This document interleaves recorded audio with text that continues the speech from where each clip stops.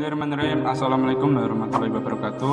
Pemirsa yang dirahmati Allah, marilah kita simak ceramah dari Buya Syakur Yasin dengan tema Kenali cara Allah untuk mewujudkan harapanmu. Sebelumnya marilah kita berselawat terlebih dahulu. Allahumma sholli ala Sayyidina Muhammad wa ala ali Sayyidina Muhammad. Marilah kita doakan semoga almarhum Buya Syakur Yasin semua amal ibadahnya diterima oleh Allah Subhanahu wa taala. Amin ya rabbal alamin. Saya terjemahkan dulu, wa ma tasyauna illa an yasha Allah. Jadi ketika kita berkeinginan itu harus dijelaskan, itu sesungguhnya bukan keinginanmu, itu keinginan Allah. Yang berkeinginan hanya Allah, bukan kamu. Artinya kalau Allah ingin memberi rezeki kepada kita, Allah akan mendorong kita berkeinginan dari keinginan Allah. Kita kepengen sugih, kepengen kaya. Dengan keinginan itu akhirnya mendorong kita bekerja keras, kan begitu? Dari mulai dagang serabi, dagang martabak, dagang bakso, sampai akhirnya dagang pesawat terbang. Kenapa dia semangat? Itu Allah yang membuat kita bersemangat. Itu maksud ayat itu. Ketika Allah juga demikian, ketika kita pengen belajar benar, pengen mengenal Allah, maka ketika Allah berkenan ingin memperkenalkan kepada seseorang, maka Allah akan memberikan peluang kepada orang itu bisa berkenalan dengan orang yang sudah kenal dengan Allah. Itu maksudnya. Jadi di situ malah ayat itu membuktikan sebaliknya, bahwa yang berkeinginan sesungguhnya adalah Allah. Sudah yakin belum? Sudah yakin belum? Oke, saya tambah lagi. Apakah kamu pernah berkeinginan untuk lahir di dunia ini? Hah? Enggak. Ibumu namanya siapa? Zainab. Apakah kamu berkeinginan keluar dari perutnya Bu Haji Zainab? Tidak. Kamu lahirnya di mana? Di Pleren. Apakah kamu pernah ingin lahir di Pleren? Kamu kelaminnya laki-laki. Apakah pernah berkeinginan jadi laki-laki? Sampai sudah terlalu lama nantinya langsung di penghujung saja. Dan ketika kamu mati juga, apakah kamu berkeinginan mati? Jadi gimana keinginanmu? Nol semuanya. Masih kurang yakin? Ada nggak di sini yang berkeinginan sakit? Atau sakit juga? Itu. Ini langsung inti ya. Biar sadar. Nah, itulah makanya ketika kita bersyukur kepada Allah ini, justru malah ketika kita sudah bersyukur, ada tinggal satu lagi. Ini benteng terakhir yang menentukan. Syukurilah, segera bersyukurlah kepada Allah karena kita bisa bersyukur. Dan itulah syukur yang paling puncak. Kita berterima kasih kepada Allah karena saya telah mampu bersyukur kepada Allah. Alhamdulillah ya Allah, saya diberi kesadaran yang sangat cerah sekali, baru saya merasakan bisa bersyukur. Dan inilah kenikmatan yang tertinggi adalah ketika kita bisa bersyukur kepada Allah. Ayo, apa mending? Makanya jadi saya ingin mengatakan bahwa di mana detik-detik kebahagiaan yang kita capai di dunia ini ternyata bukan ketika berpelukan dengan perempuan cantik, bukan kita menghitung uang yang banyak, bukan kita sedang berkendaraan mobil mewah, tidak. Saat yang paling bahagia adalah pada saat jiwa ini menyampaikan terima kasih kepada Allah. Orang yang sedang bersyukur, itulah puncak kebahagiaan, adalah kebahagiaan orang itu bersyukur. Ya, alhamdulillah. Sebab kalau kita uangnya banyak tapi tidak ada rasa syukur, seneng nggak? Rumah kita bagus tapi kita tidak bersyukur, nyaman nggak tinggal di rumah itu? Tidak. Kita punya istri yang sangat setia sekali, tapi karena kita tidak bersyukur, sama kita ngelus dada sehari-hari. Jadi artinya bahwa makna syukur yang dimaksudkan itu pun harus kita pahami, bahwa syukur adalah simbol dari puncak kebahagiaan kita. Begitu kita bersyukur, apapun yang ada di hadapan kita semuanya enak dan nyaman. Saya nanya, enak mana makan dengan tempe saja, nasi, atau makan dengan sambal goreng dendeng bergedel? Kedua-duanya sama. Kita akan merasakan kenikmatan yang hebat kalau kita bersyukur. Alhamdulillah, hari ini saya masih dikasih makan oleh Allah. Apa yang ada di depan? Sepotong tempe dan sepiring nasi. Dengan rasa syukur di hati kita kepada Allah, Allah sayang banget sama saya, masih dikasih makan juga. Lalu kita syukuri nikmat ini, sepotong tempe goreng sama nasi.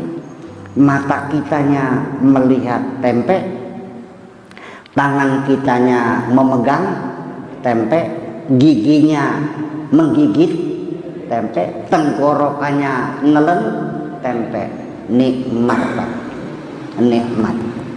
Yang membuat kita makan tempe sambil menangis adalah karena mata kita melihat tempe, pikirannya melihat sate. Udah paham? Itu. Jadi ya itulah kira-kira kita harus fokus ya, menikmati anugerah Allah ini. Sebesar apapun tergantung bagaimana kemampuan jiwa kita ini mengapresiasi. Bagaimana kita harus mampu mengapresiasi kenikmatan Allah itu. Oke? Paham betul kan kamu? Paham ya? Iya, mudah-mudahan. Sok yang terakhir sih cuman ini lah, masih ada selesai. Masih ada nggak? Masih ada seperempat jam lagi. Ada lagi? Kan ya penjelasan masyiah roda. Apa? Masyiah dengan roda. Nasiah. Masyiah dengan roda. Begini, sya'a itu lau sya'allah, insya Allah.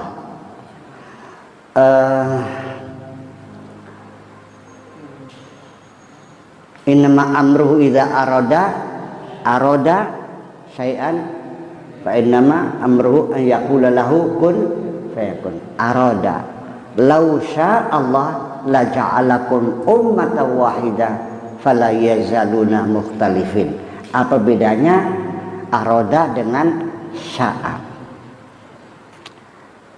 Sya'a itu adalah berkeinginan, berkehendak. Tapi aroda lebih luas karena di dalamnya termasuk juga bercita-cita. Sya'a jangkauannya bisa terbatas, tapi aroda begitu luas sekali. Allah mengendaki, insya Allah, kalau Allah berkehendak. Tapi kalau aradallah, kalau Allah berkeinginan, berkehendak dan berkeinginan. Apa bedanya? Kita saja dalam kehidupan kita sehari-hari memenuhi kebutuhan hidup ini, itu masih banyak mana keinginan dengan kebutuhan. Banyak keinginan, kalau kebutuhan mah nggak banyak. Betul nggak?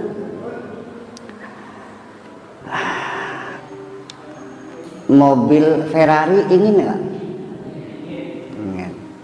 Rolls Royce, pesawat terbang, apa lagi? Rumah mewah, semua. Kalau keinginan tak terhingga, apa saja bisa. Tetapi kalau kebutuhan itu berbeda. Makanya kalau kita itu minta kepada Allah, yang sopanlah. Jangan meminta semua keinginan kita. Kita batasi yang kita minta itu yang betul-betul menjadi kebutuhan kita.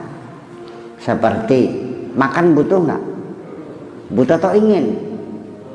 Butuh. Baju menutup aurat ingin atau butuh? Butuh. Iya kan? Rumah butuh nggak? Butuh. Tapi kebutuhan itu kan bisa dibatasi.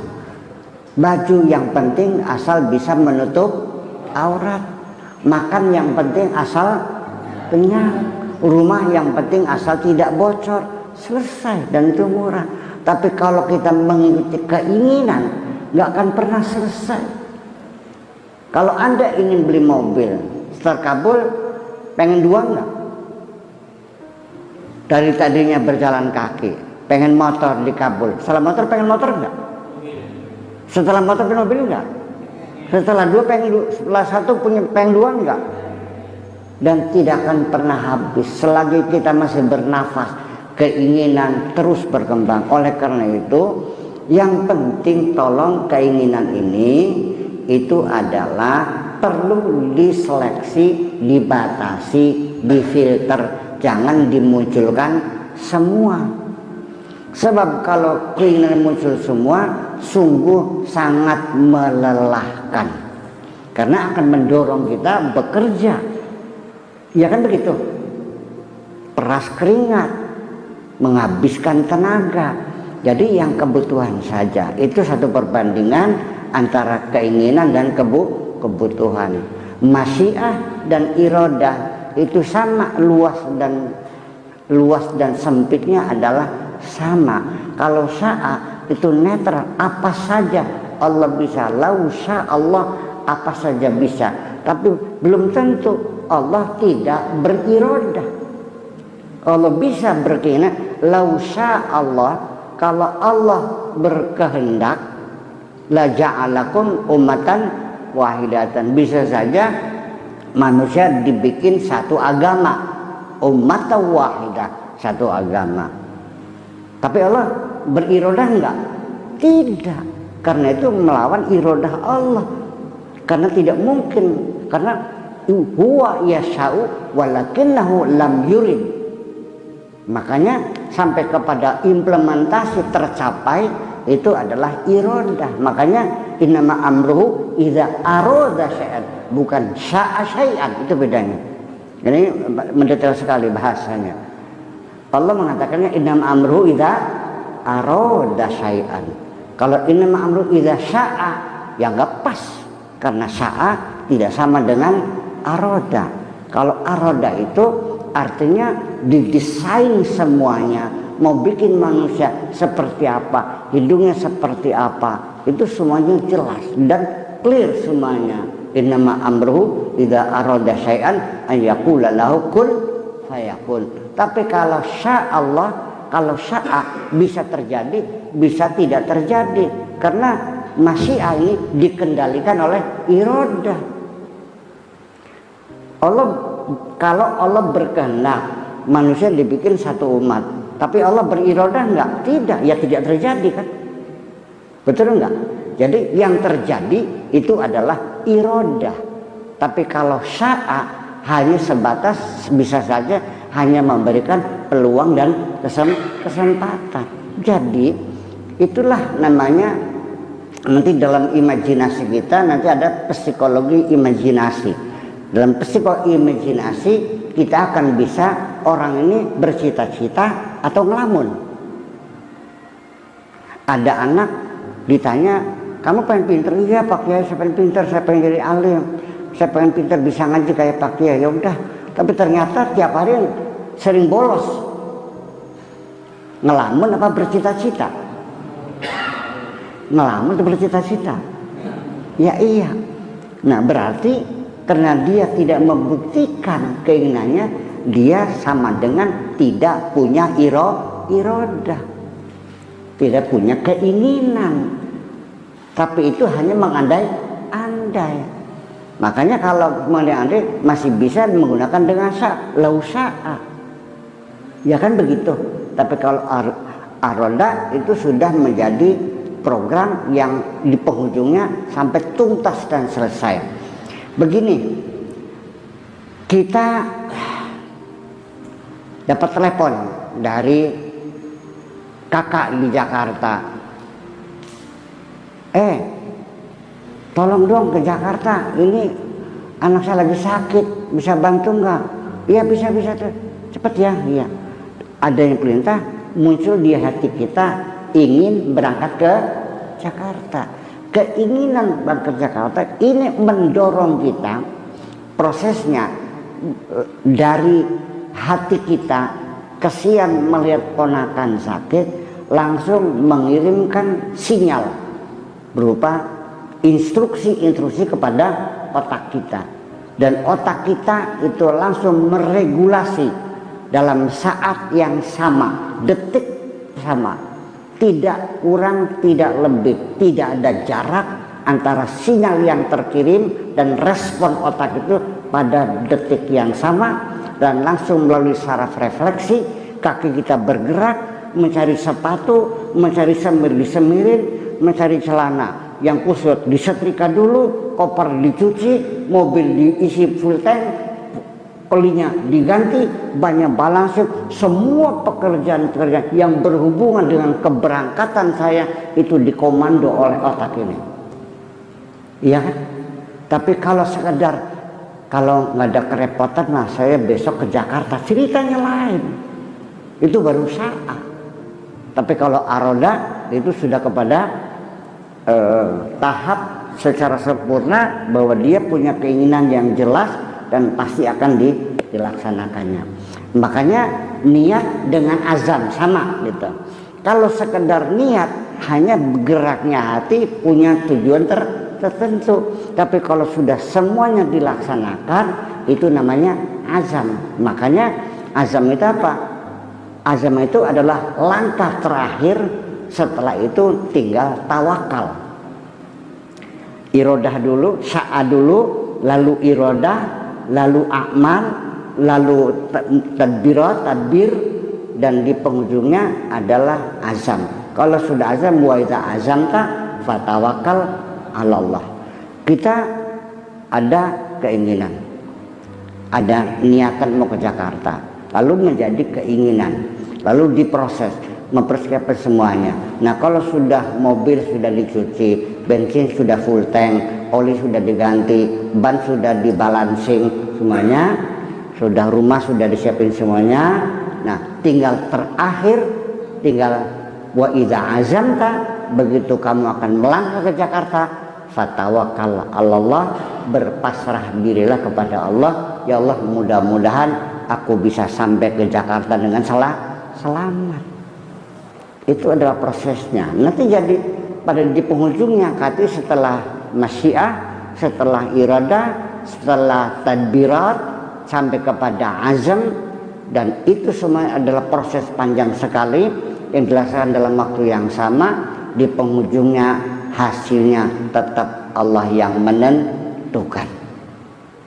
Kalau kita naruh mobil di pinggir jalan, kuncinya masih nyangkol di situ, lalu kita pulang ke rumah, lalu tawakal terserah Allah dan tidur, itu tawakal yang nggak benar. itu bukan tawakal, namanya konyol namanya. Tawakal tuh kalau mobilnya ditaruh di dalam garasi, mobilnya dikunci, kuncinya dikantongin, garasinya ada pintu, pintunya dikunci, garasinya dalam rumah, rumahnya dikunci, rumahnya ada pagernya, pagernya dikunci, dan kita tidurnya kita baru pasrah kepada Allah Subhanahu wa ta'ala. Bangun pagi ternyata garasinya dijebol, mobilnya hilang. Kita sudah tawakal. Ketika kita sudah tawakal, begitu melihat mobilnya hilang, kita tidak terlalu bersedih hati ketika kehilangan sesuatu. Bisanya menyesal karena kita menyalahkan diri kita sendiri, the feeling of guilty, karena kita lalai, lupa kuncinya itu tidak diambil, masih di mobil, dan mobilnya tidak dimasukkan. Betul enggak? Jadi kekecewaan itu akibat karena tawakal kita kurang mantap, sehingga masyiah, iroda kalau di penghujungnya tidak ditutup dengan tawakal, maka ketika gagal kita kecewa, ketika kita berhasil kita bangga. Kalau kita gagal kita gantung diri, kalau kita berhasil kita lupa. Jadi artinya betapa binalnya hati ini harus dikawal, dikendalikan, dieles, ya kan gitu, supaya hati kita menjadi baik, hati kita menjadi nyaman, dan di penghujungnya kenikmatan apapun adanya di dalam hati ini, bukan pada materi yang ada di sekitar kita ini. Bapak-bapak sekalian, saya kira sudah pas jam 11 kita. Mohon maaf, jadi tadi baru satu hadis sebetulnya ya. Adalah nanti sebulan depan hadis berikutnya kita teruskan lagi, masih bicara tentang alhamdulillah. Saya kira segitu saja dan mohon maaf. Yuk mangga bareng-bareng. Bismillahirrahmanirrahim. Rabbana auzi'na an nashkura ni'mataka allati an'amta 'alaina wa 'ala walidayna wa an na'mala salihan tardah wa adkhilna bi rahmatika fi 'ibadikas salihin. Rabbana atina fid dunya hasanah wa fil akhirati hasanah wa qina adzabannar. Wa sallallahu ala sayyidina Muhammadin wa ala alihi wa sahabatihi ajma'in. Subhana rabbika rabbil izzati amma yasifun wa salamun alal mursalin walhamdulillahi rabbil alamin.